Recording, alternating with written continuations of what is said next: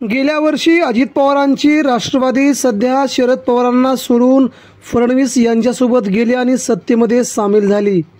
अजित पवार वेगळा विचार करून सत्तेमध्ये सामील झाले, स्वतःला आणि सर्व आमदारांना वाचवलं आणि ईडी पीडीची टिळा संपली।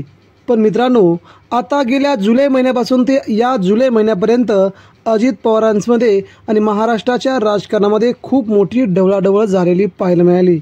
यामध्येच लोकसभा निवडणुकाही झाल्या, भाजपलाही फटका बसला, अजित पवारांनाही जोरदार फटका बसला।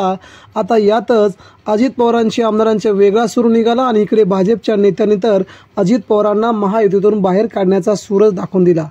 यामुळे सध्या अजित पवारांची अतिशय बिकट अवस्था झाली की सत्तेत राहावं की सत्तेतून बाहेर निघावं, इकडे शरद पवारांसोबत जावं की नेमकं काय करावं। परंतु आता मात्र अजित पवारांनी आपल्या संपूर्ण कार्यकर्त्यांना एक मोठा संदेश दिला आणि मोठी घोषणाच करून दाखवली।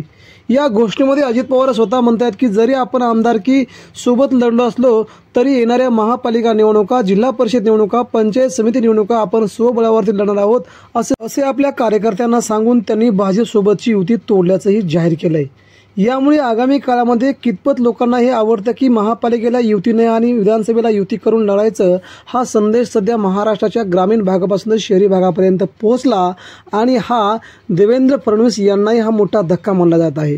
त्यामुळे अजित पवार येणाऱ्या निवडणुकीमध्ये वेगळे लढून सध्या भाजपला मोठा धक्का देणार का हे आता पाहावं लागेल। मित्रांनो, आपल्या प्रतिक्रिया व्यक्त करा।